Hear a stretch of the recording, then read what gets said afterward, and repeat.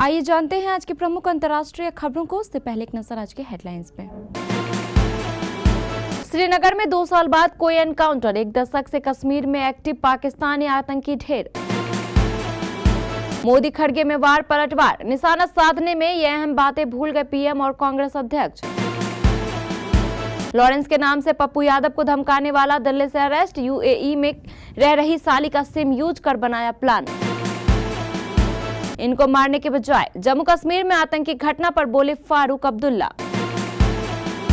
UP police constable भर्ती परीक्षा के 23 प्रश्न रद्द, 16 के उत्तर बदले, रिजल्ट पर अपडेट। लेबनान ने इजराइल के टीरा शहर को बनाया निशाना, 19 लोग गंभीर रूप से घायल।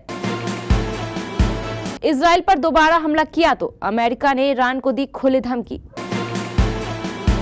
सिंघम अगेन का बॉक्स ऑफिस पर हंगामा, पहले दिन 65 करोड़ रहा वर्ल्ड वाइड कलेक्शन, भारत में की 43.7 करोड़ की कमाई। शाहरुख खान ने फैमिली संग कैसे बिताया 59वां बर्थडे, कहा अब्राम का आईपैड नहीं चल रहा था। और केकेआर ने रिटर्न नहीं किया या खुद अलग हो गए श्रेयस अय्यर, सीईओ वेंकी मैसूर ने खोल दिया राज। जम्मू कश्मीर में सुरक्षा बलों ने 2 एनकाउंटर में पाकिस्तान के 3 आतंकियों को ढेर कर दिया है। ये दोनों एनकाउंटर अलग अलग जगहों पर हुए थे। पहला एनकाउंटर श्रीनगर में हुआ, जबकि दूसरा अनंतनाग में। इसमें सुरक्षा बलों ने आतंकी संगठन लश्कर-ए-तैयबा के टॉप पाकिस्तानी कमांडर और 2 अन्य दहशतगर्दों को मार गिराया है। एक वरिष्ठ पुलिस अधिकारी ने कहा कि लश्कर कमांडर की पहचान उस्मान के रूप में हुई है, जो 1 दशक से कश्मीर घाटी में एक्टिव था और इंस्पेक्टर मसरूर वानी की हत्या में भी शामिल था। पिछले साल अक्टूबर में ईदगाह मैदान में क्रिकेट खेलते समय मसरूर वानी के नजदीक से गोली मारकर हत्या कर दी गई थी। कांग्रेस अध्यक्ष मल्लिकार्जुन खड़गे ने हाल में एक बात कही, प्रधानमंत्री नरेंद्र मोदी ने उस पर निशाना साधते हुए दूसरी बात कही। दोनों ही बातों में एक बात कॉमन थी और वह कॉमन बात बड़ी अच्छी थी। तो कॉमन बात यह थी कि नेता जनता से वादे करते समय जमीनी हकीकत को नजरअंदाज न करे। खड़गे की सलाह रही कि चुनाव से पहले वादे करते समय बजट का भी ध्यान रखें, वादे हवाई ना हो। उधर पीएम का कहना था कि अव्यावहारिक वादे करना तो बेहद आसान होता है, पर उन्हें पूरा करना उतना ही मुश्किल या असंभव होता है। अपने चुनावी वादे के मुताबिक कर्नाटक की कांग्रेस सरकार की राज्य में सभी महिलाओं को मुफ्त बस यात्रा कराने की योजना है। राज्य के उप मुख्यमंत्री डीके शिव कुमार ने एक बयान दिया, जिससे संदेश गया कि राज्य सरकार इस स्कीम में बदलाव करने पर विचार कर रही है। मुख्यमंत्री को स्पष्टीकरण देना पड़ा कि इस स्कीम में किसी तरह के बदलाव का कोई प्रस्ताव विचाराधीन नहीं है। पूर्णिया सांसद पप्पू यादव को जान से मारने की धमकी देने वाला शख्स दिल्ली से गिरफ्तार कर लिया गया है। पूर्णिया पुलिस अधीक्षक कार्तिकेय शर्मा ने हाट थाने में एफआईआर दर्ज कर जांच शुरू की थी। इस मामले में पुलिस अधीक्षक कार्तिकेय शर्मा ने बड़ा खुलासा किया है और दिल्ली से महेश पांडे नाम के एक शख्स को गिरफ्तार किया है। पकड़े गए आरोपी ने अपना जुर्म कबूल कर लिया है। आरोपी ने जिस मोबाइल और सिम का प्रयोग किया था, उसे भी कब्जे में ले लिया गया है। पूर्णिया एसपी ने बताया कि महेश पांडे का किसी गिरोह से कुछ लेना देना नहीं है। वह पहले भी बड़े नेताओं के यहाँ काम कर चुका है और जब इस बात की जानकारी महेश को मिली, फिर उसने अपने यूएई में रहने वाली साली के सिम से पूरा प्लान रचा। पूर्णिया एसपी ने बताया कि इस मामले में जल्द ही और भी खुलासे होंगे। उन्होंने कहा कि महेश पांडे की गिरफ्तारी दिल्ली से की गई है। जम्मू कश्मीर के बडगाम में मजदूरों पर हुए आतंकी हमले को लेकर सियासत तेज हो गई है।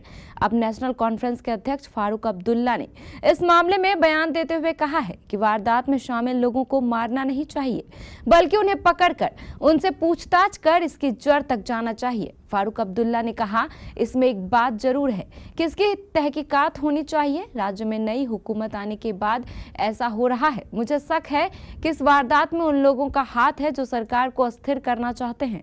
पहले ऐसा क्यों नहीं हो रहा था? सरकार बनने के बाद ऐसी घटनाओं की क्या वजह है? इसकी स्वतंत्र जांच होनी चाहिए। अमर अब्दुल्ला का कहना है कि इन हमलों से जम्मू कश्मीर में क्राइसिस पैदा करने की कोशिश की जा रही है। इन आतंकी गतिविधि में शामिल लोगों को मारना नहीं चाहिए, बल्कि उन्हें पकड़ा जाना चाहिए, ताकि अब पता लगाया जा सके कि इन सब के पीछे कौन है। कहीं कोई एजेंसी अमर अब्दुल्ला के पीछे तो नहीं है जो सरकार को डिस्टर्ब करने की कोशिश कर रही है। यहाँ पंचायत चुनाव भी होने वाले हैं। उत्तर प्रदेश पुलिस भर्ती एवं पदोन्नति बोर्ड से कांस्टेबल भर्ती परीक्षा 2024 फाइनल आंसर की जारी कर दी गई है। इसके लिए उम्मीदवारों को रजिस्ट्रेशन नंबर, जन्म तिथि और आंसर सीट क्रमांक के माध्यम से लॉगिन करना होगा। यूपी पुलिस कांस्टेबल भर्ती परीक्षा की आंसर की वेबसाइट पर 9 नवंबर तक उपलब्ध रहेगी। यूपी पुलिस भर्ती बोर्ड की ओर से जारी की गई फाइनल आंसर शीट के अनुसार कुल 70 प्रश्नों पर आपत्तियां सही पाई गई हैं। 25 प्रश्नों को निरस्त किया गया है, जबकि 29 प्रश्नों के 2 विकल्प सही है। मतलब यह कि किसी अभ्यर्थी ने दोनों विकल्प में से किसी को भी चुना है तो नंबर मिलेंगे। वहीं 16 प्रश्नों के उत्तर में बदलाव किया गया है। इजराइल के सोरेन क्षेत्र में एक मिसाइल हमले में 19 लोग घायल हो गए। सेना ने बताया कि लेबनान से मध्य इजराइल में 3 गोले दागे गए थे। इजरायली पुलिस ने कहा कि सभी 19 लोगों को, जिनमें से 4 की हालत सामान्य थी, इलाज के लिए अस्पतालों में ले जाया गया। इजराइल की मैगन डेविड एडोम आपातकालीन चिकित्सा सेवा ने पहले कहा था कि केंद्रीय शहर टीरा पर हमले में कई लोग घायल हो गए थे, जिनमें छर्रे से घायल लगभग 20 पुरुष भी शामिल थे। इजरायली विदेश मंत्रालय द्वारा पोस्ट किए गए वीडियो में एक इमारत से सड़क पर आग और धुआं फैलता हुआ दिखाई दे रहा है और आपातकालीन प्रतिक्रियाकर्ता घटनास्थल पर जमा हो गए हैं। मंत्रालय ने पोस्ट में कहा, यह इजरायली अरब शहर टीरा में एक इमारत पर हिजबुल्लाह रॉकेट के सीधे हमले का परिणाम है, जिसमें 19 नागरिक घायल हो गए। इसमें कहा गया है, हम अब तक आराम नहीं कर सकते और ना ही बैठेंगे जब तक हिजबुल्लाह को खत्म नहीं कर दिया जाता। अमेरिका ने ईरान को इजराइल पर एक और हमला न करने की चेतावनी दी है। बाइडेन प्रशासन ने ईरान को धमकी देते हुए इस बात पर जोर दिया कि अगर फिर से उकसाया गया तो वह इजराइल की प्रतिक्रिया को रोक नहीं सकता है। ये चेतावनी ईरान पर इजरायली के जवाबी हमले के बाद आई है, जिसमें उसने तेहरान के सैन्य ठिकानों और मिसाइल सुविधाओं पर हमला किया था। शनिवार को ही ईरान के सुप्रीम लीडर आयतुल्लाह अली खोमेनेई ने इजराइल और अमेरिका के खिलाफ फिर से हमले की धमकी दी थी। ईरानी सेना ने भी जवाबी कार्रवाई की बात कही है। एक वरिष्ठ अमेरिकी अधिकारी ने बताया कि वाशिंगटन ने तेहरान को बता दिया है कि अगर उसने हमला किया तो अमेरिका इजराइल की प्रतिक्रिया को रोक नहीं पाएगा। कोई भी प्रतिक्रिया पहले की तरह सीमित और सटीक रहेगी। एक पूर्व इजरायली अधिकारी के अनुसार व्हाइट हाउस ने इस पर टिप्पणी करने से इनकार कर दिया, जबकि संयुक्त राष्ट्र में ईरानी मिशन ने इस पर कोई जवाब नहीं दिया। भारत की सबसे बड़ी police universe franchise Singham again ने ब्लॉकबस्टर शुरुआत की और दिवाली पर एक नया रिकॉर्ड भी बनाया। इसने पहले दिन दुनिया भर में 65 करोड़ रुपए और भारत में 43.7 करोड़ रुपए की कमाई की। यह दिवाली की नंबर 1 पसंद बन गई। इसने देश भर के सिंगल स्क्रीन और मल्टीप्लेक्स में सिनेमा घरों को खचाखच भर दिया। दिवाली पर 1 नवंबर को रिलीज हुई सिंघम अगेन रोहित शेट्टी, अजय देवगन के सहयोग से बनी अब तक की सबसे बड़ी ओपनिंग है, जिसने टिकट काउंटर पर मजबूत एडवांस और लोगों की राय से देश भर के दर्शकों को रोमांचित किया है, जो आने वाले वीकेंड को शानदार बनाने का वादा करता है। स्त्री 2 के बाद यह साल की दूसरी सबसे बड़ी ओपनिंग है, जो जियो स्टूडियो की ही फिल्म थी। सिंघम अगेन की ऐतिहासिक दिवाली ओपनिंग पर बोलते हुए RIL और कंटेंट बिजनेस के अध्यक्ष ज्योति देशपांडे ने कहा, हमने दर्शकों से पूरे परिवार के साथ दीपावली मनाने के लिए एक बेहतरीन मनोरंजन देने वाली फिल्म का वादा किया था और हमने वही किया। सिंघम अगेन सितारों से सजी एक शानदार फिल्म है और इस फ्रेंचाइजी के प्रशंसकों ने इसे इस फेस्टिव वीकेंड में नवंबर 1 को पसंद बना दिया है।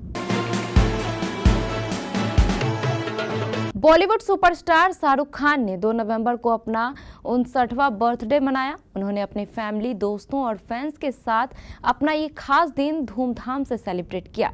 किंग खान ने बर्थडे पर अपने फैंस के लिए एक खास इवेंट भी रखा था, जिसमें उन्होंने अपने चाहने वालों से बातचीत की। इस दौरान उन्होंने खुलासा किया कि उनका बर्थडे उनकी फैमिली के साथ कैसा रहा। सोशल मीडिया पर शाहरुख खान का एक वीडियो सामने आया है। इसमें एक फैन शाहरुख खान से पूछते हैं कि सुपरस्टार ने अपनी फैमिली से सबसे बड़ी चीज क्या सीखी है। इस पर जवाब देते हुए शाहरुख खान ने कहा, मैं आज देर से उठा क्योंकि कल रात डिनर था, इसलिए मैं उठा और अपने छोटे बच्चों के साथ कुछ वक्त गुजारना पड़ा। उसकी अपनी प्रॉब्लम्स थी। कोलकाता नाइट राइडर्स के सीईओ वेंकी मैसूर ने खुलासा किया है कि आईपीएल 2024 के विजयी कप्तान श्रेयस अय्यर को मेगा ऑक्शन से पहले रिटेन नहीं करने का क्या कारण था। श्रेयस ने केकेआर को 2024 में सबसे शानदार आईपीएल खिताब जीत दिलाई थी, फिर भी फ्रेंचाइजी ने उन्हें रिटेन नहीं किया। फ्रेंचाइजी ने रिंकू सिंह के अलावा सुनील नरेन, आंद्रे रसेल, वरुण चक्रवर्ती, रमनदीप सिंह और हर्षित राणा को अपने साथ बरकरार रखा है। वेंकी मैसूर ने इशारा किया कि फ्रेंचाइजी से अलग होना श्रेयस का फैसला था, जिसके कारण उन्हें रिटेन नहीं किया गया। उन्होंने यह भी संकेत दिया कि श्रेयस नीलामी ने अपनी कीमत जानना चाहते थे। वह रिटेंशन के लिए हमारी सूची में सबसे ऊपर थे। वह कप्तान है और हमें उनके इर्द गिर्द ही सब कुछ बनाना था। हमने उन्हें 2022 में इसी खास वजह से चुना था।